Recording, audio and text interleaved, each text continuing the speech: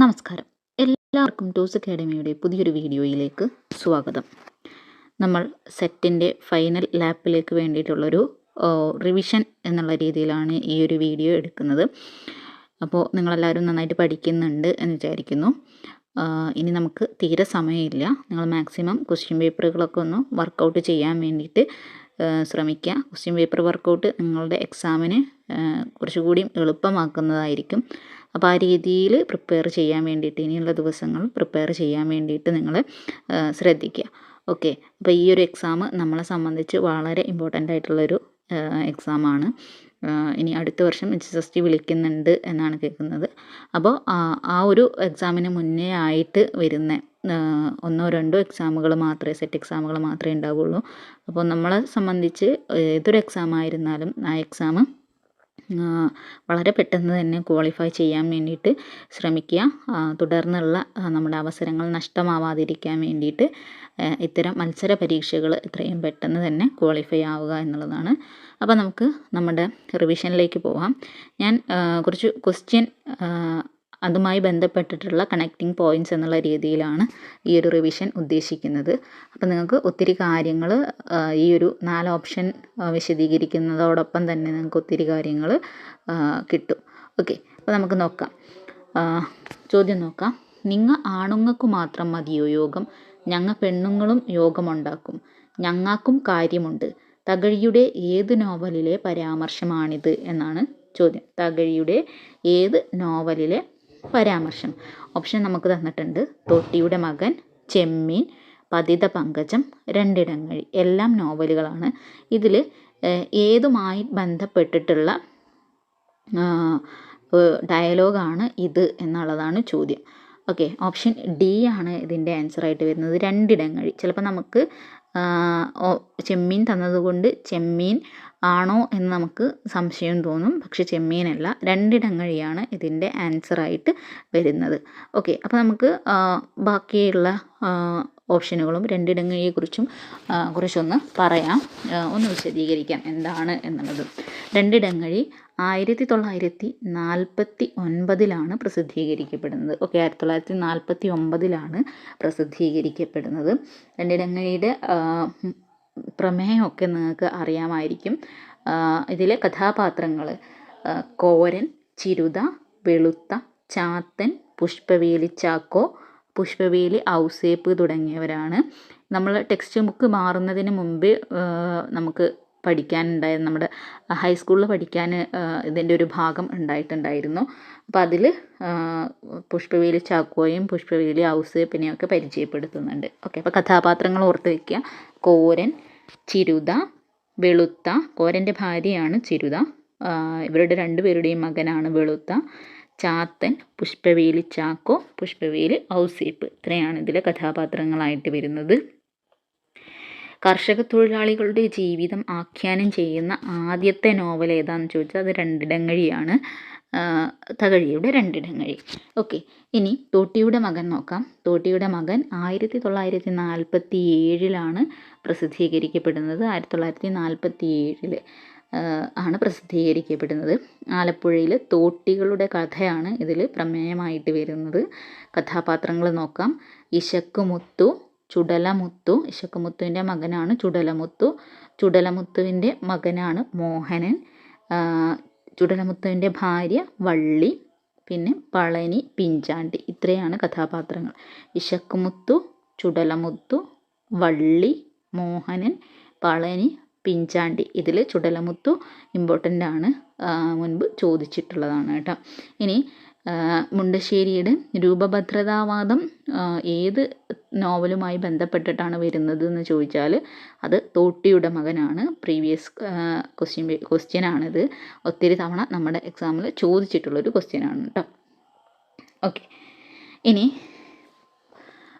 പതിത പങ്കജം. പതിതരായിട്ടുള്ള സ്ത്രീകളുടെ കഥ പറയുന്ന നോവലാണ് പതിത പങ്കജം എന്ന് പറയുന്നത്. പതിതർ പറഞ്ഞാൽ അടിച്ചമർത്തപ്പെട്ടവർ കേട്ടോ. ഇനി ചെമ്മീൻ. ചെമ്മീൻ 1956 പ്രസിദ്ധീകരിക്കപ്പെടുന്നത്. 1956. ഓക്കെ, ചെമ്മീൻ വളരെ ഇമ്പോർട്ടൻ്റ് ആയിട്ടുള്ളൊരു കൃതിയാണ്.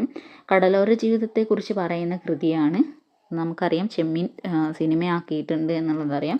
കഥാപാത്രങ്ങൾ പരീക്കുട്ടി, കറുത്തമ്മ, പഞ്ചമി, പളനി, ചെമ്പൻ കുഞ്ഞ്, ചക്കി തുടങ്ങിയവരൊക്കെയാണ് ഇതിലെ കഥാപാത്രങ്ങൾ.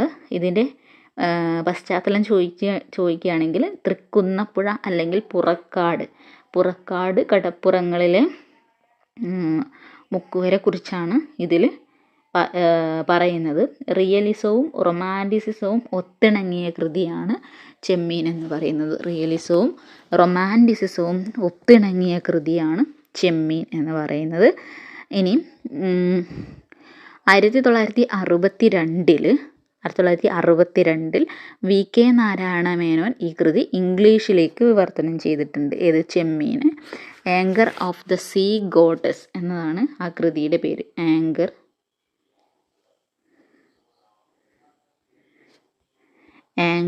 ഓഫ് ദി സീ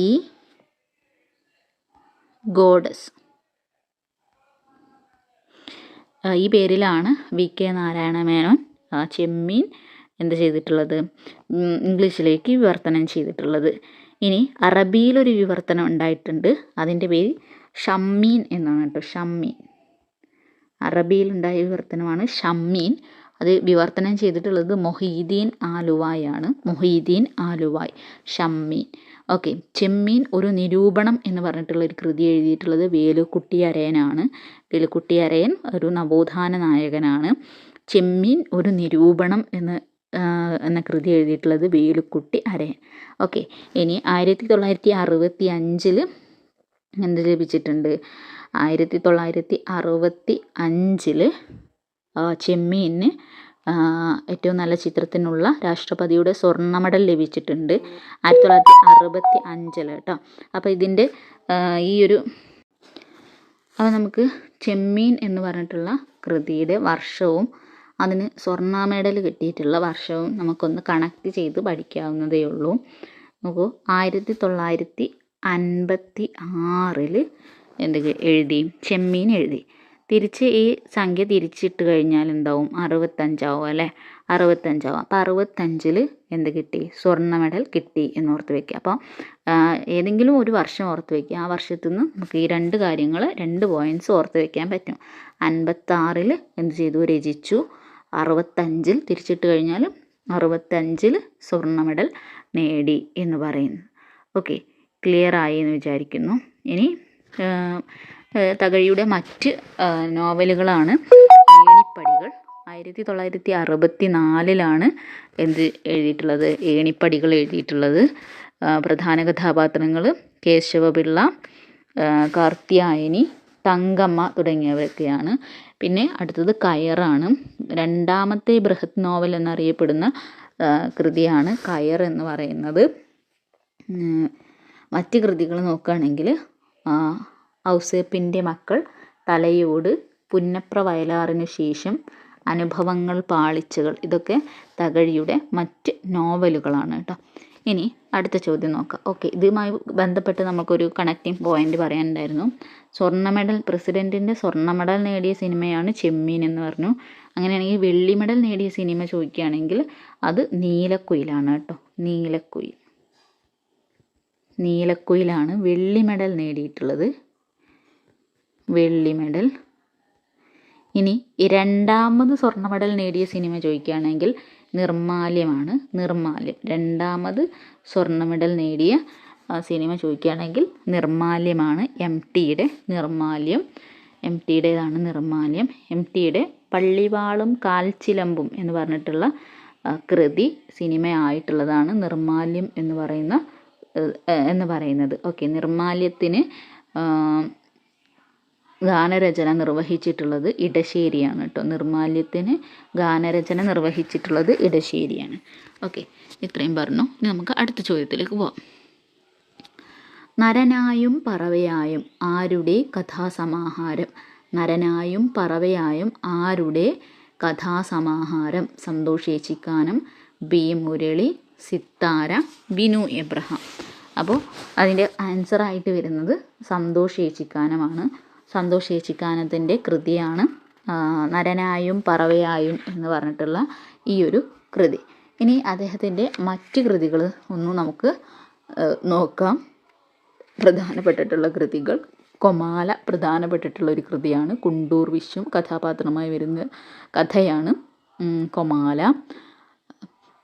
കഥാപാത്രങ്ങളും പങ്കെടുത്തവരും: ബിരിയാണി, ഒറ്റവാതിൽ, പന്തിഭോജനം, പരുന്ത്, ഒരു ചിത്രകഥയിലെ നായാട്ടുകാർ, ചരിഞ്ഞ സുഷിരങ്ങൾ, കുമ്പളപ്പൂവുകൾ, ക്രീഡാലോലം, ഉച്ച, ഒരാൾ കണ്ണാടി, സിംഗപ്പൂർ ഖനനം, ദിനോസറിൻ്റെ മുട്ട, ദിനോസറിൻ്റെ മുട്ട, അഭയാർത്ഥികളുടെ നേരം, നിലാവിൻ്റെ മക്കൾ, ശ്വാസം, മലബാർ വിസ്ലിംഗ് ത്രഷ്, റോഡിൽ പാലിക്കേണ്ട നിയമങ്ങൾ. ഇതൊക്കെയാണ് പ്രധാനപ്പെട്ടിട്ടുള്ള കഥകൾ. ഓക്കെ, കഥകളാണ് നമ്മൾ പറയുന്നത്.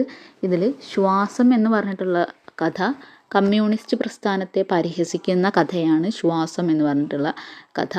അതുപോലെ തന്നെ റോഡിൽ പാലിക്കേണ്ട നിയമങ്ങൾ എന്ന് പറഞ്ഞിട്ടുള്ള കൃതി അല്ലെങ്കിൽ കഥ കുടുംബജീവിതത്തിലെ താളപ്പിഴകളെ കുറിച്ചാണ് പറയുന്നത്. ഓക്കെ, ഇനി ഇദ്ദേഹത്തിൻ്റെ തിരക്കഥകൾ ഒന്ന് പറയാം. തിരക്കഥകളോട് ഒന്ന് പറഞ്ഞു വയ്ക്കാം.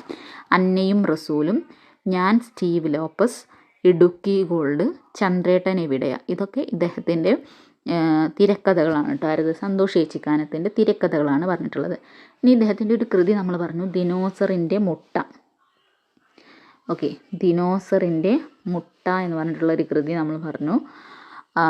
ഈ പേരിനോട് സാമ്യമുള്ള മറ്റ് 2 കൃതികൾ കൂടിയുണ്ട്. ഒന്ന് ദിനോസറിൻ്റെ കാലമാണ്. ദിനോസറിൻ്റെ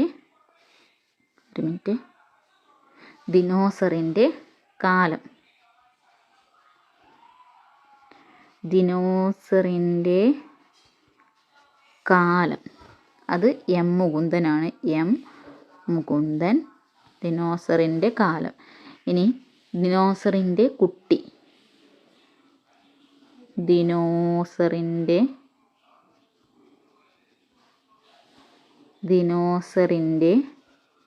കുട്ടി ഇ ഹരികുമാറിൻ്റെതാണ് കേട്ടോ. ഇ ഹരികുമാറിൻ്റെ കൃതിയാണ് ദിനോസറിൻ്റെ കുട്ടി എന്ന് പറയുന്നത്. അപ്പോൾ ദിനോസറിൻ്റെ മുട്ട സന്തോഷ് ഏച്ചിക്കാനം, കാലമാണെങ്കിൽ മുകുന്ദൻ. അപ്പോൾ എം മുകുന്ദൻ്റെ കാലം എന്നോർത്ത് വയ്ക്കുക. ദിനോസർ നമ്മളുടെ മനസ്സിൽ ഉണ്ടായിരിക്കണം, എങ്കിൽ മാത്രമേ നമുക്കിത് കിട്ടുള്ളൂ. അപ്പോൾ ദിനോസറിൻ്റെ കുട്ടിയാണെങ്കിൽ കുട്ടി സന്തോഷ്,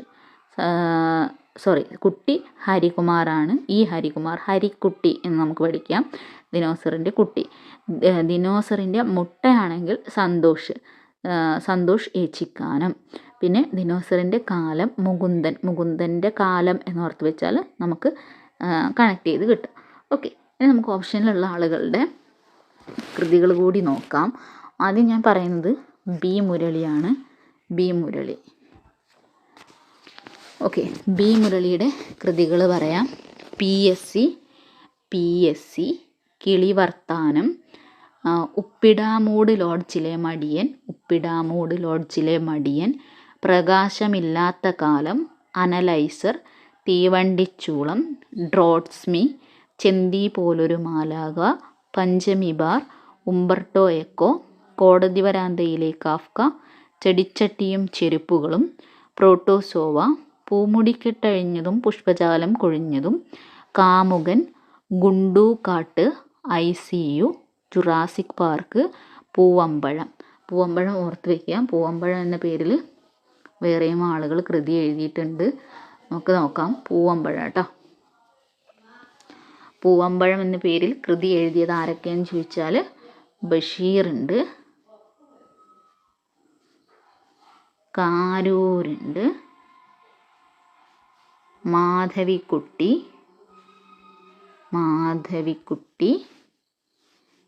ബി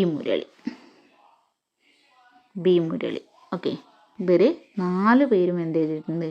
പൂവമ്പഴം എന്ന പേരിൽ കഥ എഴുതിയിട്ടുണ്ട് എന്നോർത്ത് വയ്ക്കുക കേട്ടോ. ഓക്കെ, അപ്പോൾ പൂവമ്പഴത്തിലാണ് നിർത്തിയത്. കള്ളനും പെൺകുട്ടിയും, മെഴുകു പ്രണയം, കടൽപ്പാലം, എടാ ഇരുളാ വിഴുങ്ങ്. ഈ കഥ ഓർത്ത് വയ്ക്കുക. എടാ ഇരുളാ വിഴുങ്ങ് എന്നുള്ളത് നമ്മുടെ ചന്ദ്രക്കാരൻ അറിയാലോ, ധർമ്മരാജയിലെ ചന്ദ്രക്കാരൻ, കാളിയുടെയൻ ചന്ദ്രക്കാരൻ പറയുന്ന ഒരു ഡയലോഗാണ് എടാ ഇരുള വിഴുങ്ങ് എന്ന് പറഞ്ഞിട്ടുള്ള ഒരു ഡയലോഗ്. ആ ഡയലോഗിൻ്റെ അതിൽ നിന്ന് എടുത്ത പേരാണ് ഈ ഒരു കഥ, എടാ ഇരുള വിഴുങ്ങ് എന്ന് പറഞ്ഞിട്ടുള്ള ഒരു ഹെഡിങ്. ഈ കാളിയുടെയൻ ചന്ദ്രക്കാരൻ നമ്മുടെ ധർമ്മരാജയിൽ പറയുന്ന ഒരു ഡയലോഗിൽ നിന്നാണ് ഈ ഒരു ഹെഡിങ് എടുത്തിട്ടുള്ളത് കേട്ടോ. ഓക്കെ, ക്ലിയർ ആയെന്ന് വിചാരിക്കുന്നു. ഇനി അടുത്തത് സിത്താരയാണ് നമ്മുടെ ഓപ്ഷനിലുള്ളത്. സിത്താരയുടെ കുറച്ച് കൃതികളൊന്ന് നോക്കാം. അഗ്നി, ഇടം, വേഷപ്പകർച്ച, കറുത്ത കുപ്പായക്കാരി. അഗ്നി, ഇടം, വേഷപ്പകർച്ച, കറുത്ത കുപ്പായക്കാരി. ഇതിൽ കറുത്ത കുപ്പായക്കാരി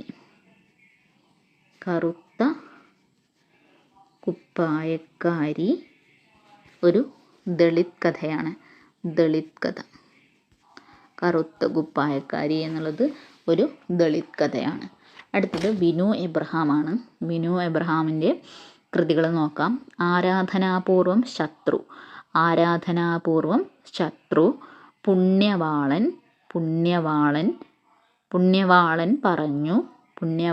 പറഞ്ഞു, അത്ഭുതങ്ങളുടെ കാലം കഴിഞ്ഞിരിക്കുന്നു, കഴുതപ്പുലികളുടെ ചിരി, ഗബ്രിയേല സബാറ്റിനി ജീവിതമെഴുതുമ്പോൾ, നിലാവിൻ്റെ നഖങ്ങൾ.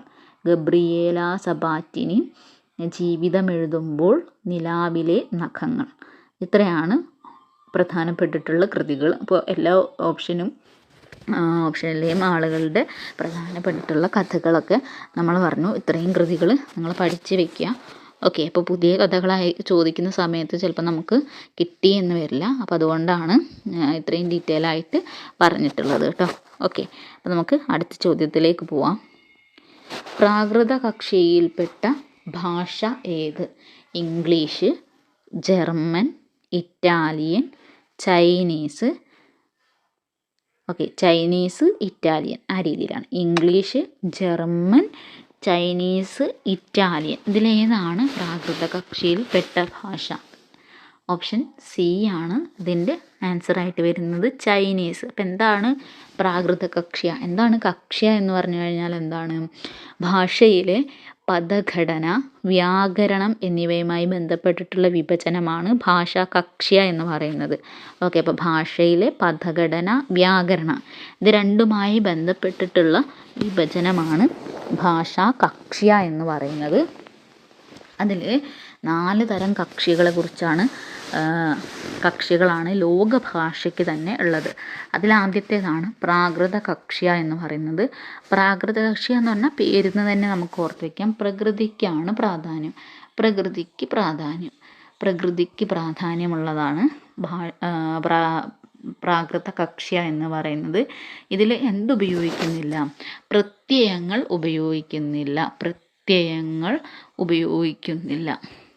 പ്രത്യയങ്ങളില്ല, അതായത് പ്രത്യയങ്ങൾ ഉപയോഗിക്കുന്നില്ല. അതായത് നമ്മൾ എന്തിനാണ് പ്രത്യയങ്ങൾ ഉപയോഗിക്കുന്നത്? അർത്ഥഭേദം വരുത്താൻ വേണ്ടിയിട്ടാണ് നമ്മൾ പ്രത്യയങ്ങൾ ഉപയോഗിക്കുന്നത്. ഇപ്പോൾ അവന്, അവളോട് എന്നൊക്കെ പറയുമ്പോൾ നമ്മൾ അവിടെ പ്രത്യയങ്ങൾ ഉപയോഗിക്കുന്നുണ്ട്. അപ്പോൾ ഇത്തരം പ്രത്യയങ്ങൾ നമ്മൾ എന്തിനാണ്? അർത്ഥഭേദം വരുത്തുന്നതിനാണ് ഉപയോഗിക്കുന്നത്. പക്ഷേ ഇവിടെ പ്രാകൃത കക്ഷിയിൽ എന്തുപയോഗിക്കുന്നില്ല? പ്രത്യയങ്ങൾ അർത്ഥഭേദം വരുത്താൻ ഉപയോഗിക്കുന്നില്ല. അർത്ഥഭേദം വരുത്തുന്നതിന് ഇവർ പ്രകൃതി തന്നെയാണ് ഉപയോഗിക്കുന്നത്. ഓക്കെ, അപ്പോൾ ഈ വിഭാഗത്തിൽപ്പെട്ടിട്ടുള്ള ഭാഷകളാണ്, അതായത് പ്രാകൃത കക്ഷിയിൽപ്പെട്ടിട്ടുള്ള ഭാഷകളാണ്. ഒന്ന് നമ്മുടെ ഓപ്ഷനിൽ തന്നിട്ടുള്ള ചൈനീസ്, പിന്നെ ബർമീസ്, ടിബറ്റൻ, സയാമീസ്. ഇതൊക്കെ എന്താണ്? പ്രാകൃത കക്ഷിയിൽ ഉൾപ്പെട്ട ഭാഷകളാണ്. ഒന്നുകൂടി പറയാം, Chinese, Burmese, Tibetan, Siamese. Okay, ഇനി മറ്റൊരു കക്ഷിയാണ് സംശ്ലിഷ്ട കക്ഷ്യ എന്ന് പറയുന്നത്. സംശ്ലിഷ്ട കക്ഷിയിൽ എന്തുപയോഗിക്കും? പ്രകൃതിക്ക് പുറമെ പ്രത്യയങ്ങളും കൂടി ഉപയോഗിക്കും. അപ്പോൾ പ്രത്യയങ്ങൾ നമ്മൾ മലയാളത്തിൽ ഉപയോഗിക്കുന്നുണ്ട്. അപ്പോൾ ദ്രാവിഡ ഭാഷകളൊക്കെ ഏതിനുദാഹരണമാണ്? സംശ്ലിഷ്ട കക്ഷിക്ക് ഉദാഹരണമാണ്.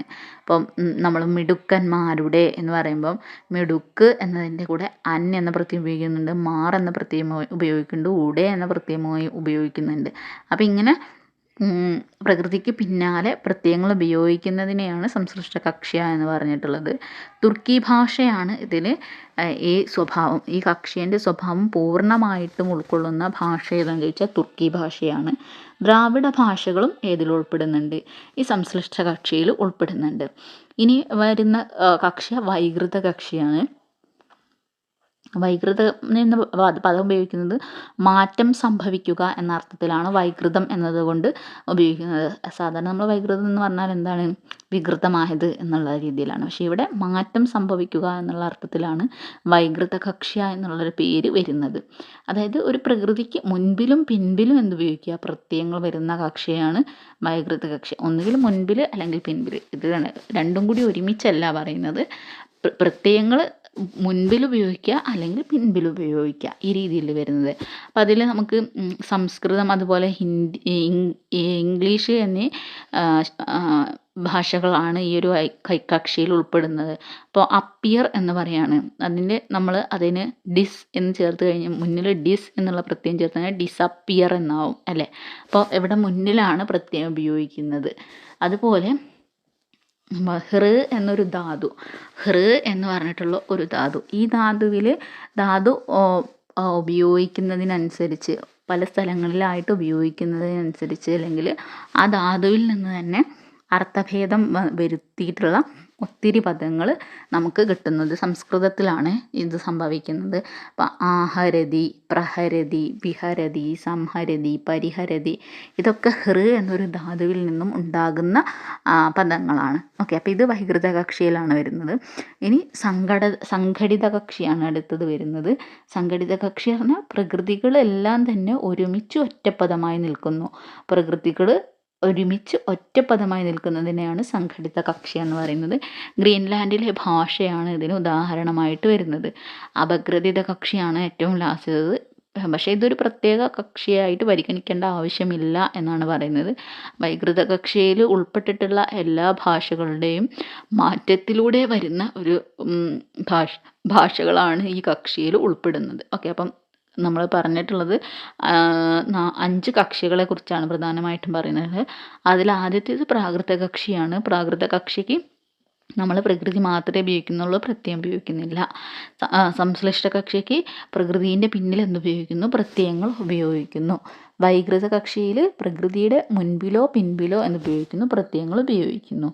സംഘടിത കക്ഷിയിൽ പ്രകൃതികൾ ഒക്കെ ഒരുമിച്ച് ഒറ്റപ്പദമായി നിൽക്കുന്നതാണ് സംഘടിത കക്ഷി. ഓക്കെ, അപഗ്രഥിത കക്ഷി നമുക്ക് പറയേണ്ട ആവശ്യമില്ല. ഓക്കെ, ഇതാണ് ഈ ഒരു ചോദ്യവുമായി ബന്ധപ്പെട്ടിട്ടുള്ള വിശകലനം എന്ന് പറയുന്നത്. നമുക്ക് അടുത്ത ചോദ്യത്തിലേക്ക് പോവാം. തടിച്ചി ഭേദകങ്ങളുടെ ഏത് വിഭാഗത്തിൽ വരും?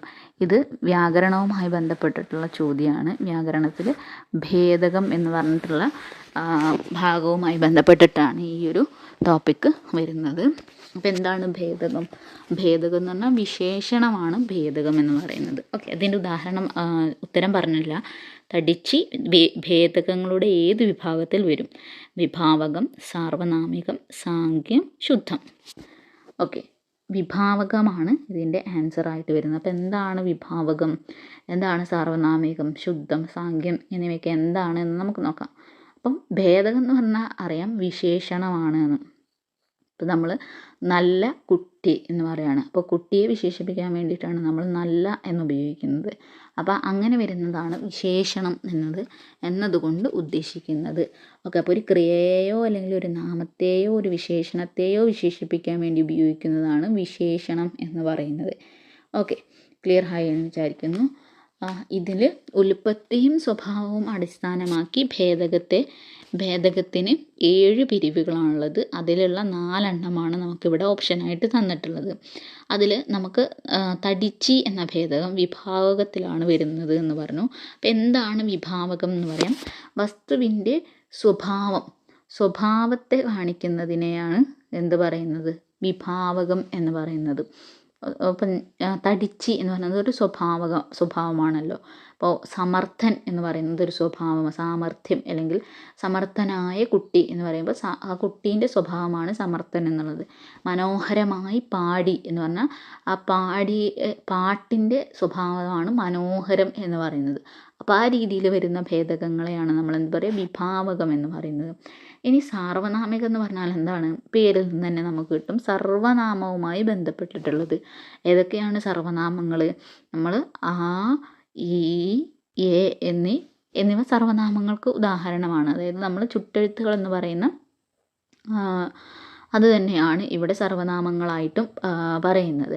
ഇപ്പം ആ അധികം ഇടം, അവിടം എന്ന് നമ്മൾ പറയുന്നു, ഇവിടം എന്ന് പറയുന്നു, ഇക്കാലം, അക്കാലം എന്നൊക്കെ പറയുന്നത്. ഇതൊക്കെ സർവനാമത്തിൽ വരുന്നതാണ്, സാർവനാമികമാണ്. ഓക്കെ, അടുത്തത് ശുദ്ധം. ശുദ്ധം എന്ന് പറഞ്ഞു കഴിഞ്ഞാൽ പ്രകൃതി രൂപത്തിൽ തന്നെ നാമത്തോട് ചേർന്ന് നിൽക്കുന്നതിനെയാണ് നമ്മൾ ശുദ്ധം എന്ന് പറയുന്നത്. അതായത് നാമത്തോട് നമ്മളതിനെ എന്ത് ചെയ്യുന്നു, സമാസമായി ചേർത്ത് പ്രയോഗിക്കുന്നു. നാമത്തോട് സമാസമായി ചേർത്ത് പ്രയോഗിക്കുന്നതിനെയാണ് ശുദ്ധം എന്ന് പറയുന്നത്. ഉദാഹരണമായിട്ട് പറയാണ്, ചെം അധികം നിറം എന്ന് പറയാണ്. ചെം അധികം നിറം, ചെന്നിറം. അപ്പോൾ ഈ നിറത്തിനോട് ചേർന്ന് തന്നെ ചെം എന്നുള്ളത് ചേർത്ത് പ്രയോഗിക്കുന്നു. അതുപോലെ നന്മുത്ത്, ചെറുപയർ, വൻപയർ എന്നൊക്കെ പറയുന്നത് ഏതിന് ഉദാഹരണമാണ്? ശുദ്ധത്തിന് ഉദാഹരണമാണ്. അടുത്തത് സാഖ്യം. സാഖ്യം എന്ന് പറയുന്നത് സംഖ്യയുമായി ബന്ധപ്പെട്ടിട്ടുള്ളതാണ് എന്ന് ഓർത്ത് വയ്ക്കുക. സാഖ്യം സംഖ്യയുമായി ബന്ധപ്പെട്ടിട്ടുള്ളതാണ്. അപ്പോൾ പൂർവ്വപദം സംഖ്യ, അതായത് ആദ്യത്തെ പദം സംഖ്യയെ കുറിക്കുന്നതാണെങ്കിൽ അതിനെയാണ് എന്ത് പറയുക, സാഖ്യം എന്ന് പറയുന്നത്. ആദ്യത്തെ പദം സംഖ്യയെ കുറിക്കുന്നത്. അപ്പോൾ ഞാൻ പറയാണ്, 4 മനുഷ്യർ എന്ന് പറയുന്നു. അപ്പോൾ ഇവിടെ ആദ്യത്തെ പദം എന്താണ്? സംഖ്യയാണ്. അപ്പോൾ അത് ഏതുമായി ബന്ധപ്പെട്ടിട്ടുള്ളതാണ്? സാഖ്യവുമായി ബന്ധപ്പെട്ടിട്ടുള്ളതാണ്. ഇനി എട്ടുകാലി എന്ന് പറയുന്നു. എട്ടുകാലി, അപ്പോൾ 8 എന്നുള്ളത് സംഖ്യയാണ്. അപ്പോൾ അതും എന്താണ്? സാഖ്യവുമായി ബന്ധപ്പെട്ടിട്ടുള്ളതാണ്. ഇനി പഞ്ചമുഖം. പഞ്ചെന്ന് പറഞ്ഞാൽ എത്രയാണ്? 5 അല്ലേ? അപ്പോൾ അതും എന്ത് തന്നെയാണ്? സാഖ്യത്തിൽ വരുന്നു. അതുപോലെ ചതുർഭുജം എന്ന് പറയും. ചതുർ പറഞ്ഞാൽ 4 എണ്ണമാണ്. അപ്പോൾ അതും എന്താണ്? സാഖ്യത്തിൽ പെടുന്നതാണ്. ഇതാണ് ഓപ്ഷനിൽ പറഞ്ഞിട്ടുള്ളത്. ഇനി നമുക്ക് 3 എണ്ണം കൂടി ഇതിൽ ആഡ് ചെയ്ത് പഠിക്കാനുണ്ട്. അതുകൂടി ഒന്ന് പറഞ്ഞു പോവാം കേട്ടോ. അപ്പോൾ ഒരു ടോപ്പിക്ക് നമുക്ക് മൊത്തത്തിലൊന്ന് കവറായി പോകുമല്ലോ. ഓക്കെ, ഇനി നമ്മളിതിൽ പറയാത്തത് പാരിമാണികം പറഞ്ഞിട്ടില്ല. പാരിമാണികവും സാഖ്യവും ചിലപ്പോൾ നമുക്ക് അങ്ങോട്ടും ഇങ്ങോട്ടും മാറിപ്പോകാം. അപ്പോൾ ശ്രദ്ധിച്ച് പഠിക്കുക. സംഖ്യയാണെങ്കിൽ സാഖ്യം പേരിൽ തന്നെ സൂചിപ്പിക്കുക. പാരിമാണികം എന്നതിൻ്റെ അർത്ഥം നിങ്ങൾ ആദ്യം മനസ്സിലാക്കി വയ്ക്കുക. അളവ് എന്നാണ് പരിമാണത്തിൻ്റെ അർത്ഥം. അളവ് എന്നാണ് പരിമാണത്തിൻ്റെ അർത്ഥം എന്ന് പറയുന്നത്. ഓക്കെ, അപ്പം ഞാൻ പറയുന്നത് നാഴി അരി. അപ്പം നാഴി എന്ന് പറയുന്നത് ഒരു അളവാണല്ലോ. നാഴി അരി. ഇത്ര പുസ്തകം, ഉരി പാൽ. ഉരി എന്ന് പറയുന്നത് പണ്ടത്തെ ഒരളവാണ് ഉരി എന്ന് പറയുന്നത്. ഉരി പാൽ. അതുപോലെ തന്നെ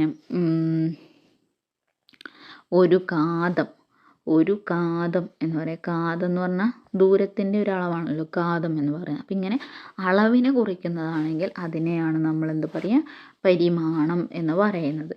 നമുക്ക് പറയാനുള്ളത് നാമാങ്കജവും ക്രിയാങ്കജവുമാണ്. പ്രത്യേകിച്ച് പറയാനൊന്നുമില്ല. നമ്മൾ പേരച്ചം വിനേച്ചം എന്ന് പറയുന്നത് തന്നെയാണ് നാമാങ്കജം ക്രിയാങ്കജം. പേരച്ചമാണെങ്കിൽ അത് നാമാങ്കജവും വിനേച്ചമാണെങ്കിൽ ക്രിയാങ്കജവുമാണ്. അപ്പോൾ നമ്മൾ പറയാണ് പെറ്റ അമ്മ എന്ന് പറയുകയാണ്. അപ്പോൾ പെറ്റ അമ്മ അല്ലേ, നാമത്തോട് ചേർത്ത് നമ്മൾ ഉപയോഗിക്കുന്നു ഒരു ക്രിയ. അതായത് എങ്ങനത്തെ ക്രിയയാണ്? അപൂർണ ക്രിയ ഉപയോഗിക്കുകയാണെങ്കിൽ അതിനെയാണ് നാമാങ്കജം എന്ന് പറയുന്നത്. അതുപോലെ ക്രിയാങ്കജം എന്ന് പറഞ്ഞാൽ 2 ക്രിയകൾ ഒരുമിച്ച്. വിനയച്ചത്തെ എന്തായിട്ട് ഉപയോഗിക്കുക? ഭേദകമായിട്ട് ഉപയോഗിക്കുന്നതാണെങ്കിൽ അതിനെയാണ് ക്രിയാങ്കജം എന്ന് പറയുന്നത്. ഉദാഹരണം, കണ്ടു പറഞ്ഞു, ഓടിപ്പോയി എന്നൊക്കെ പറയുന്നത് എന്താണ്? ഈ ഒരു ക്രിയാങ്കജത്തിന് ഉദാഹരണമാണ്. ഓക്കെ, ക്ലിയർ ആയെന്ന് വിചാരിക്കുന്നു. അടുത്ത ചോദ്യം നോക്കാം. ഭാവയിത്രി, കാരയിത്രി എന്നൊക്കെ വ്യവച്ഛേദിച്ചത് ആരാണ്? ഭാവയിത്രി, കാരയിത്രി. Option A Rajasekharan, B Anandavardhanan, C Bharatamuni, D Mammatan. ആരാണ് പ്രതിഭയെ കാരയിത്രി എന്നും ഭാവയിത്രി എന്നും വ്യവച്ഛേദിച്ചത്? നമുക്കെല്ലാവർക്കും അറിയാവുന്ന ഉത്തരമാണ് രാജശേഖരനാണ് കേട്ടോ, രാജശേഖരൻ. അപ്പം ഇത് സ്ഥിരം ചോദിക്കുന്ന ഒരു ചോദ്യമാണ്. ഒരു 5-6 ക്വസ്റ്റ്യൻ പേപ്പർ നമ്മൾ എടുത്ത് നോക്കുകയാണെങ്കിൽ അതിലൊരു 3-4 ക്വസ്റ്റ്യൻ പേപ്പറിലെങ്കിലും ഈ ഒരു ചോദ്യം റിപ്പീറ്റഡ് ആയിട്ട് ചോദിച്ചിട്ടുള്ളൊരു ചോദ്യമാണ്. ഓക്കെ, പ്രതിഭയെ കാരയിത്രി എന്നും ഭാവയിത്രി എന്നും വ്യവച്ഛേദിച്ചത്. ഓക്കെ, രാജശേഖരൻ്റെ കൃതി അറിയാം, കാവ്യമീമാംസ. കാവ്യമീമാംസയാണ് രാജശേഖരൻ്റെ കൃതി എന്ന് പറയുന്നത്. ഇതിലാണ് ഭാവയിത്രി, കാരയിത്രി എന്ന് പ്രതിഭയെ തിരിക്കുന്നത്. ഇനി എന്താണ് കാരയിത്രിയും ഭാവയിത്രിയും എന്ന് നോക്കാം. ഭാവയിത്രി എന്ന് പറഞ്ഞാൽ സഹൃദയന് ഉപകാരമായ പ്രതിഭയാണ് ഭാവയിത്രി എന്ന് പറയുന്നത്. ഓക്കെ, സഹൃദയന് ഉപകാരപ്പെട്ടിട്ടുള്ള അതാണ് ഭാവയിത്രി. സഹൃദയനുമായി ബന്ധപ്പെട്ടിട്ടുള്ള പ്രതിഭയാണ് ഭാവയിത്രി. ഇനി കവിക്ക് കാരയിത്രി, കായല്ലേ, അപ്പോൾ കായും കണക്ട് ചെയ്യുക. കവിയുമായി ബന്ധപ്പെട്ടിട്ടുള്ള പ്രതിഭയാണെങ്കിൽ അത് കാരയിത്രി. ഓക്കെ, കവിയുമായി ബന്ധപ്പെട്ടിട്ടുള്ളതാണെങ്കിൽ കാരയിത്രി. ഇനി ഈ കാരയിത്രിയെ തന്നെ 3ആയിട്ടാണ് തിരിക്കുന്നത്. കാരയിത്രിയെ 3ആയിട്ട് തിരിക്കുന്നുണ്ട്. അതിലാദ്യത്തേത് സഹജയാണ്. കാരയിത്രിയെ 3ആയിട്ട് തിരിക്കുന്നു. ആദ്യത്തേത് സഹജയാണ്. ജന്മാന്തര സംസ്കാരത്തിൽ നിന്നും സിദ്ധിച്ച പ്രതിഭയെയാണ് നമ്മൾ എന്ത് പറയുക? സഹജ എന്ന് പറയുന്നത്. ജന്മാന്തര സംസ്കാരത്തിൽ നിന്നും ലഭിച്ച പ്രതിഭയെയാണ് നമ്മൾ എന്ത് പറയുന്നത്? സഹജ എന്ന് പറയുന്നത്. സഹജമായിട്ട് നമുക്ക് കിട്ടുന്നത്, ജനിക്കുമ്പോഴേ നമുക്ക് കിട്ടുന്നത് എന്നുള്ള അർത്ഥത്തിൽ ഓർത്ത് വയ്ക്കുക. രണ്ടാമത്തത് ആഹാര്യയാണ്. ആഹാര്യ എന്ന് പറയുന്നത് ഈ ജന്മത്തിലെ സംസ്കാരം വഴി നമുക്ക് കിട്ടുന്നത്. അതായത് നമ്മൾ ജനിച്ചതിന് ശേഷം നമ്മൾ ആർജിച്ചെടുക്കുന്ന പല രീതിയിൽ നമ്മൾ ആർജിച്ചെടുക്കുന്നത്, അതുപോലെ തന്നെ നമ്മുടെ സംസ്കാരവുമായി ബന്ധപ്പെട്ട് നമുക്ക് കിട്ടുന്നതാണ് ആഹാര്യ എന്ന് പറയുന്നത്. മൂന്നാമത്തത് ഔപദേശികി. ഓക്കെ, അപ്പോൾ ഔപദേശികി എന്ന് പറഞ്ഞാൽ ഉപദേശം എന്നുള്ള അർത്ഥത്തിൽ ഓർത്ത് വയ്ക്കുക. ഔപദേശികി ഉപദേശത്തിലൂടെ ലഭിക്കുന്നത്, അതായത് മന്ത്രതന്ത്രങ്ങളിലൂടെയും ഗുരുക്കന്മാരുടെ ഉപദേശങ്ങളിലൂടെയും നമുക്ക് ലഭിക്കുന്നതാണ് ഔപദേശികി എന്ന് പറഞ്ഞിട്ടുള്ള പ്രതിഭ. ഓക്കെ, അപ്പോൾ കാരയിത്രിയെ 3ആയിട്ടാണ് തിരിക്കുന്നത്: സഹജ, ആഹാര്യ, ഔപദേശികി. ഓക്കെ, ക്ലിയർ ആയി എന്ന് വിചാരിക്കുന്നു. ഇനി നമുക്കിതിൽ ആനന്ദവർദ്ധനൻ, ഭരതമുനി, മമ്മടൻ ഇവരെ ഒന്ന് നോക്കിപ്പോവാം. ആനന്ദവർദ്ധനൻ ഏതുമായി ബന്ധപ്പെട്ടിട്ടുള്ള ആളാണ്? ആനന്ദവർദ്ധനൻ ധ്വനി സിദ്ധാന്തവുമായി ബന്ധപ്പെട്ടിട്ടുള്ള ആളാണ് ആനന്ദവർദ്ധനൻ എന്ന് പറയുന്നത്. അപ്പോൾ ധ്വനി സിദ്ധാന്തം, ധ്വന്യാലോകമാണ് ആനന്ദവർദ്ധനൻ്റെ കൃതി എന്ന് പറയുന്നത്. ഓക്കെ, അപ്പോൾ ആനന്ദവർദ്ധനൻ ഏതുമായി ബന്ധപ്പെട്ടിട്ടുള്ളതെന്ന് വെച്ചാൽ ധ്വനി സിദ്ധാന്തവുമായി ബന്ധപ്പെട്ടിട്ടുള്ളതാണ്. ധ്വന്യാലോകമാണ് കൃതി. ഇനി ഭരതമുനി നമുക്കറിയാം. ഭരതമുനി രസസിദ്ധാന്തവുമായി ബന്ധപ്പെട്ടിട്ടുള്ള ആളാണ് ഭരതമുനി എന്ന് പറയുന്നത്. ഭരതമുനിയുടെ പ്രധാനപ്പെട്ടിട്ടുള്ള കൃതിയാണ് നാട്യശാസ്ത്രം.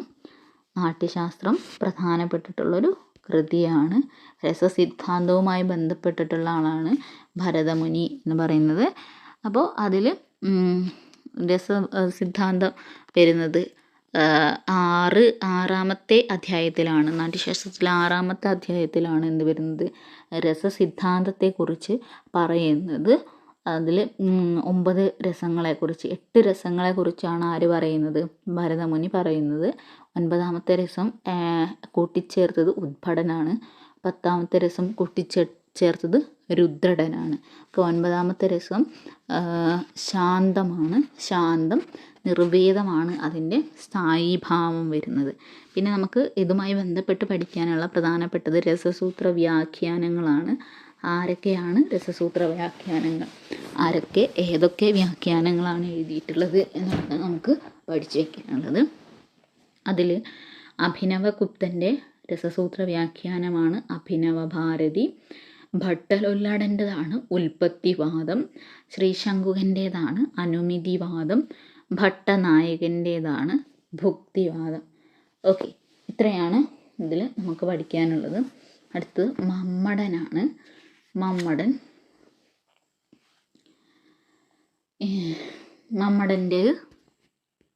മമ്മടനുമായി ബന്ധപ്പെട്ട് നമുക്ക് ഏറ്റവും ഇമ്പോർട്ടൻ്റായി പഠിക്കാനുള്ളത് കാവ്യപ്രയോജനവുമായി ബന്ധപ്പെട്ട് അദ്ദേഹം പറഞ്ഞിട്ടുള്ളൊരു സൂത്രമാണ് കാവ്യം യശസേ അർത്ഥകൃതേ വ്യവഹാരവിധേ ശിവേദരക്ഷതേ സദ്യപരനിർവൃതയെ കാന്താസംഹിത തയോപദേശയുച്ചേ. ഇതാണ് മമ്മടനുമായി ബന്ധപ്പെട്ട് ഏറ്റവും ഇമ്പോർട്ടൻ്റ് ആയിട്ടുള്ളത്. അതായത് കാവ്യപ്രയോജനം എന്ന് പറഞ്ഞാൽ മമ്മടൻ്റെ അഭിപ്രായത്തിൽ യശസ്, ധനം, ലോകപരിജ്ഞാനം, അനർത്ഥ നിവാരണം, ആനന്ദം, ഉപദേശം ഇതൊക്കെയാണ് കാവ്യപ്രയോജനം എന്നാണ് ആര് പറയുന്നത്? മമ്മടൻ പറയുന്നത്. ഓക്കെ, ഇനി നമ്മൾ രാജശേഖരനെ പറഞ്ഞിട്ടുണ്ടായിരുന്നു. രാജശേഖരൻ്റെ പ്രധാനപ്പെട്ടിട്ടുള്ള മറ്റ് 2 കാര്യങ്ങൾ കൂടി പറയാനുണ്ടായിരുന്നു. ഒന്ന് പറയാം. രാജശേഖരൻ ബുദ്ധിയെ 3ആയിട്ടാണ് തിരിക്കുന്നത്. തിരിക്കുന്നുണ്ട്. സ്മൃതി, മതി, പ്രജ്ഞ. സ്മൃതി, മതി, പ്രജ്ഞ. ഇത് ബുദ്ധിയെ 3ആയിട്ട് രാജശേഖരൻ തിരിക്കുന്നതാണ് സ്മൃതി, മതി, പ്രജ്ഞ എന്ന് പറയുന്നത്. ഇത് യഥാക്രമം ഭൂതം, വർത്തമാനം, ഭാവി എന്നിവയുമായി ബന്ധപ്പെട്ടിട്ടുള്ള അറിവാണ്. സ്മൃതി എന്ന് പറഞ്ഞാൽ ഭൂതകാലവുമായി ബന്ധപ്പെട്ടിട്ടുള്ളത്. മതി എന്ന് പറഞ്ഞാൽ വർത്തമാനകാലവുമായി ബന്ധപ്പെട്ടിട്ടുള്ളത്. പ്രജ്ഞ എന്ന് പറഞ്ഞാൽ ഭാവി കാലവുമായി ബന്ധപ്പെട്ടിട്ടുള്ള അറിവാണ് ഇത് എന്ന് പറയുന്നത്. ഇനി രാജശേഖരൻ തന്നെയാണ് നമ്മൾ സഹൃദയനെ കുറിച്ച് പറഞ്ഞിട്ടുള്ളത് ആൾ കേട്ടോ. രാജശേഖരൻ തന്നെയാണ് സഹൃദയരെ തരംതിരിച്ചത്. സഹൃദയരെ അരോചകികൾ,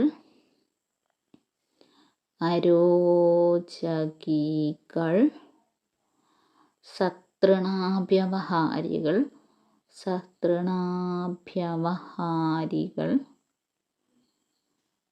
മത്സരികൾ,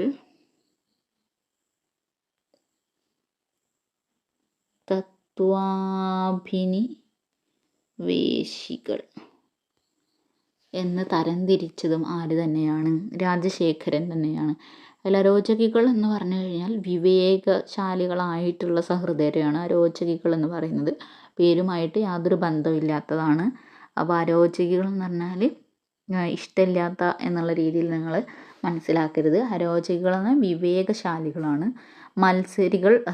സതൃണാഭ്യവഹാരികൾ എന്ന് പറഞ്ഞാൽ ഏത് കാവ്യവും ഇഷ്ടപ്പെടാത്ത ആൾക്കാരെയാണ് എന്ത് പറയുക?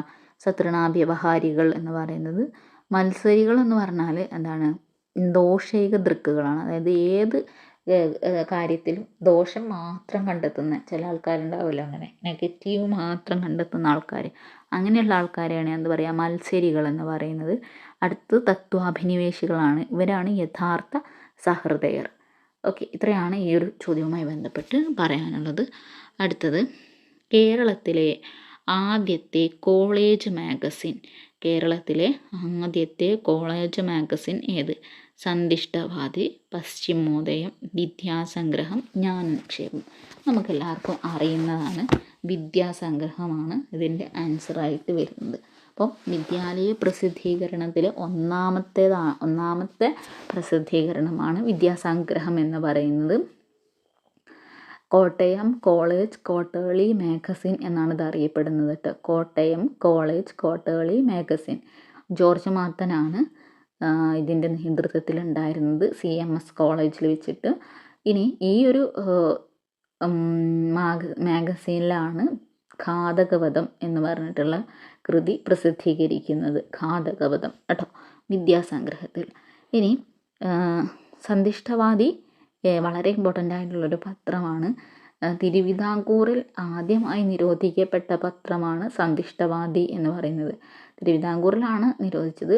പൊതുവെ നിരോധിക്കപ്പെട്ട പത്രം ഏത് എന്ന് ചോദിച്ചാൽ അതിൻ്റെ ആൻസറായിട്ട് വരുന്നത് സന്ദിഷ്ടവാദിയാണ്.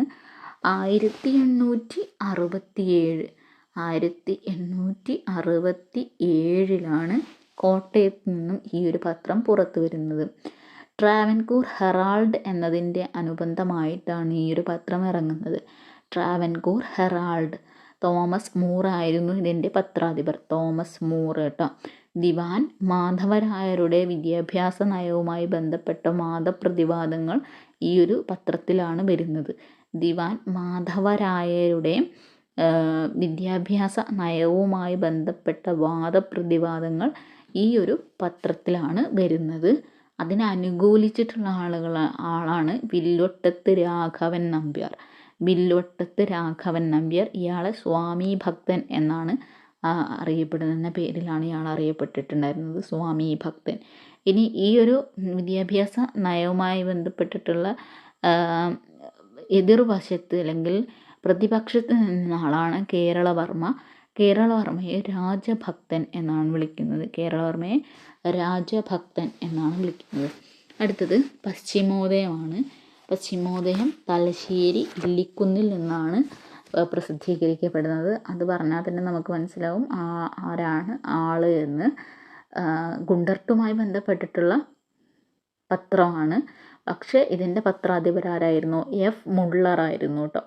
എഫ് മുള്ളറായിരുന്നു പശ്ചിമോദയത്തിൻ്റെ പത്രാധിപർ. ഇനി എഫ് മുള്ളർ ഇല്ലെങ്കിൽ ഓപ്ഷനിൽ ഗുണ്ടർട്ടാണ് ഉള്ളതെങ്കിൽ ഗുണ്ടർട്ട് നിങ്ങൾക്ക് ആൻസറായിട്ട് ചൂസ് ചെയ്യാം. വാർത്തകൾക്കാണ് ഇതിൽ പ്രാധാന്യമുണ്ടായിരുന്നത്. പശ്ചിമോദയത്തിൽ വാർത്തകൾക്കാണ് പ്രാധാന്യമുണ്ടായിരുന്നത്. 1847 ഒക്ടോബറിലാണ് ഈ ഒരു പത്രം പ്രസിദ്ധീകരിക്കപ്പെടുന്നത്. ഡേറ്റും അതുപോലെ തന്നെ മാസവും പ്രത്യേകം ഓർത്ത് വയ്ക്കുക. നമ്മുടെ മലയാളത്തിലെ ആദ്യത്തെ പത്രമായിട്ടുള്ള രാജ്യസമാചാരം പുറത്തു വരുന്നതും 1847 തന്നെയാണ്. പക്ഷേ നമുക്ക് ഓപ്ഷനിൽ 1847 എന്ന് മാത്രം കൊടുക്കൂല, അതിൻ്റെ മാസവും കൂടിയും കൊടുക്കും. അപ്പോഴാണ് നമുക്ക് കൺഫ്യൂഷൻ വരിക. അപ്പം 1847 ജൂൺ ആണെങ്കിൽ രാജ്യസമാചാരവും ഒക്ടോബർ ആണെങ്കിൽ പശ്ചിമോദയവുമാണ് കേട്ടോ. ശാസ്ത്ര സംബന്ധിയായ വിഷയങ്ങൾ ആദ്യമായി കൈകാര്യം ചെയ്ത പത്രമായിരുന്നു പശ്ചിമോദയം. ശാസ്ത്ര സംബന്ധിയായിട്ടുള്ള വിഷയങ്ങൾ ആദ്യമായിട്ട് കൈകാര്യം ചെയ്തിട്ടുള്ള പത്രം ഏതാണെന്ന് ചോദിച്ചാൽ അത് പശ്ചിമോദയമാണ്. ഓക്കെ, ഇനി ജ്ഞാനനിക്ഷേപമാണ് പറയുന്നത്. 1848 നവംബറിലാണ് ജ്ഞാനനിക്ഷേപം പ്രസിദ്ധീകരിക്കപ്പെടുന്നത്. കോട്ടയത്ത് നിന്നാണ് ഇത് പ്രസിദ്ധീകരിച്ചിട്ടുള്ളത്, ബെഞ്ചമിൻ ബെയ്ലിയുടെ നേതൃത്വത്തിൽ. സചിത്രങ്ങളോട് കൂടിയ ആദ്യത്തെ പത്രമാണ് ജ്ഞാനനിക്ഷേപം. ചിത്രങ്ങളോട് കൂടിയിട്ടുള്ള ആദ്യത്തെ പത്രമാണ് ജ്ഞാനനിക്ഷേപം.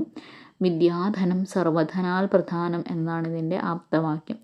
വിദ്യാധനം സർവധനാൽ പ്രധാനം എന്നതാണ് ഇതിൻ്റെ ആപ്തവാക്യം. അച്ചടി യന്ത്രം വഴി പുറത്തു വന്ന ആദ്യത്തെ പത്രമാണ് ജ്ഞാനനിക്ഷേപം.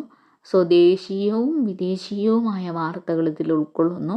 പ്രധാനപ്പെട്ടിട്ടുള്ള മറ്റ് 2 കാര്യങ്ങളാണ്. ഒന്ന്, പുല്ലേലിക്കുഞ്ചു ഖണ്ഡശ പ്രസിദ്ധീകരിച്ചത് ഈ ഒരു പത്രത്തിലാണ് പുല്ലേലിക്കുഞ്ചു ഖണ്ഡശ പ്രസിദ്ധീകരിച്ചിട്ടുള്ളത്. ആനയെയും തുന്നൽക്കാരനെയും കുറിച്ചിട്ടുള്ള കഥ അതും ഈ ഒരു പത്രത്തിലാണ് പ്രസിദ്ധീകരിക്കപ്പെടുന്നത്. ഓക്കെ, ക്ലിയറായെന്ന് വിചാരിക്കുന്നു. മറ്റൊരു പ്രധാനപ്പെട്ടിട്ടുള്ള പത്രമാണ് പശ്ചിമതാരക. ഇതിൽ പ്രസിദ്ധീകരിച്ചിട്ടുള്ളൊരു കൃതിയാണ് ആൾമാറാട്ടം. കല്ലൂർ ഉമ്മൻ ഫിലിപ്പോസാണ് ഇതിൻ്റെ പത്രാധിപരായിട്ട് ഉണ്ടായിരുന്നത്. മറ്റൊരു പത്രമാണ് സത്യനാഥ കാഹളം. TJ പൈലിയാണ് ഇതിൻ്റെ പത്രാധിപരായിട്ട് ഉണ്ടായിരുന്നത്. ഓക്കെ, കേരളമിത്രമാണ് മറ്റൊരു പത്രം. കേരളമിത്രം ദേവ്ജി ഭീംജി ആയിരുന്നു ഇതിൻ്റെ പത്രാധിപർ. വൃത്താന്ത പത്രം. ഓക്കെ, ആദ്യത്തെ വൃത്താന്ത പത്രം ചോദിച്ചാൽ കേരളമിത്രമാണ്. കണ്ടത്തിൽ വർഗീസ് മാപ്പിള ഇതിൻ്റെ പത്രാധിപരായിട്ട് പ്രവർത്തിച്ചിട്ടുണ്ട്. മറ്റേത് കേരള പത്രികയാണ്. ചെങ്കുളത്ത് വലിയ കുഞ്ഞിരാമമേനോനാണ് കേരള പത്രികയിലെ പത്രാധിപരായിരുന്നത്. അത് പ്രത്യേകം ഓർക്കുക. ചെങ്കുളത്ത് ചെറിയ കുഞ്ഞിരാമമേനോനുണ്ട്. ചെറിയ കുഞ്ഞിരാമമേനോനാണ് MRKC എന്ന പേരിൽ അറിയപ്പെടുന്നത്. എന്നാൽ കേരള പത്രികേൻ്റെ ആളാരാ ചോദിച്ചാൽ ചെങ്കുളത്ത് വലിയ കുഞ്ഞിരാമമേനോനാണ്. ഓക്കെ, ഇനി ഏറ്റവും പ്രധാനപ്പെട്ട മറ്റൊരു പത്രമാണ് നസ്രാണി ദീപിക. ഇന്നും നിലനിൽക്കുന്ന ഏറ്റവും പഴയ പത്രം ഏതാ ചോദിച്ചാൽ അത് നസ്രാണി ദീപികയാണ്. നിധീരിക്കൽ മാണി കത്തനാരാണ് ഇതിൻ്റെ പത്രാധിപരായിട്ട് വരുന്നത്. മലയാളത്തിൽ ഒരു പത്രത്തിന് ആദ്യമായിട്ട് ഇൻ്റർനെറ്റ് എഡിഷൻ കൊണ്ടുവന്നിട്ടുള്ളത് ഈ ഒരു ദീപിക പത്രമാണ് കേട്ടോ. കായിക രംഗത്തിന് ഒരു പുറം മുഴുവൻ മാറ്റി വെച്ചിട്ടുള്ള ആദ്യ പത്രം ചോദിച്ചാലും ദീപികയാണ്. പിന്നെ വരുന്നതാണ് മലയാള മനോരമ. മലയാള മനോരമ കണ്ടത്തിൽ വർഗീസ് മാപ്പിളയുടെ പത്രാധിപത്യത്തിലാണ് വരുന്നത്. ധർമ്മോസ്മത് കുലദൈവം എന്നതാണ് ഇതിൻ്റെ ആപ്തവാക്യം. ധർമ്മോസ്മത് കുലദൈവം എന്ന് പറയുന്നത്. ഓക്കെ. മനോരമ വിജയം എന്ന് പറഞ്ഞിട്ടുള്ള വയസ്കര മോസിൻ്റെ ഒരു കൃതി ഇതുമായി ബന്ധപ്പെട്ട് വരുന്നതാണ്. ഇനി വിദ്യാവിലാസിനിയാണ്. പ്രഥമ സാഹിത്യ മാസിക ചോദിച്ചാലും വിദ്യാവിലാസിനിയാണ്. വിദ്യാസംഗ്രഹം എന്താണ്? കോളേജ് മാഗസിനാണ് എന്ന് ഓർത്ത് വെക്കുക കേട്ടോ. പ്രഥമ സാഹിത്യ മാസിക ചോദിച്ചാലും വിദ്യാവിലാസിനി. മറ്റൊന്ന് വിദ്യാവിനോദിനിയാണ്. CP അച്യുതമേനോൻ്റെ പത്രാധിപത്യത്തിൽ വന്നിട്ടുള്ളത്. ഈ കൃതിയിലാണ് ഈ ഒരു പത്രത്തിൽ അല്ലെങ്കിൽ മാഗസീനിലാണ് മലവിലാസം, കവിമൃഗാവലി, നല്ല ഭാഷ, ലക്ഷണാസംഗം, വിക്രമോർവശീയം, ആസന്നമരണ ചിന്താശതകം, അന്യാപദേശ ശതകം, ഫൽഗുനവീര്യം, മാളവികാഗ്നിമിത്രം എന്നിവയൊക്കെ പ്രസിദ്ധീകരിച്ചിട്ടുള്ളത്. ഏറ്റവും പ്രധാനപ്പെട്ടിട്ടുള്ളൊരു സവിശേഷത ചോദിക്കുകയാണെങ്കിൽ മലയാളത്തിലെ ആദ്യത്തെ കഥയായിട്ടുള്ള വാസനാവികൃതി ഈ ഒരു പത്രത്തിലാണ് പ്രസിദ്ധീകരിക്കപ്പെടുന്നത്. ഈ പത്രം അല്ലെങ്കിൽ ഈ ഒരു മാഗസീനിലാണ് പ്രസിദ്ധീകരിക്കപ്പെടുന്നത്. ഓക്കെ. ഇനി ജനരഞ്ജിനി, കവനോദയം, ഭാഷാഭൂഷണി, രസികരഞ്ജിനി, മംഗളോദയം, കവന കൗമുദി, കേരളീയ സുഗുണബോധിനി, ശാരദയൊക്കെ വളരെ ഇമ്പോർട്ടൻ്റ് ആയിട്ടുള്ളതാണ്. ആദ്യ വനിതാ മാസിക ചോദിച്ചാൽ കേരളീയ സുഗുണബോധിനിയാണ്. സ്ത്രീകൾക്ക് വേണ്ടി ഉണ്ടാക്കിയ മാഗസീൻ ചോദിച്ചാൽ ശാരദയാണ്. പൂർണ്ണമായും പദ്യരൂപത്തിൽ അച്ചടിച്ചിട്ടുള്ള ആ ഒരു പത്രം അല്ലെങ്കിൽ ഒരു മാസിക ചോദിച്ചു കഴിഞ്ഞാൽ അത് കവന കൗമുദിയാണ്. ഓക്കെ, ക്ലിയർ ആയെന്ന് വിചാരിക്കുന്നു കേട്ടോ. അപ്പോൾ ഇത്രയാണ് നമ്മൾ ഇന്നെടുക്കുന്നത്.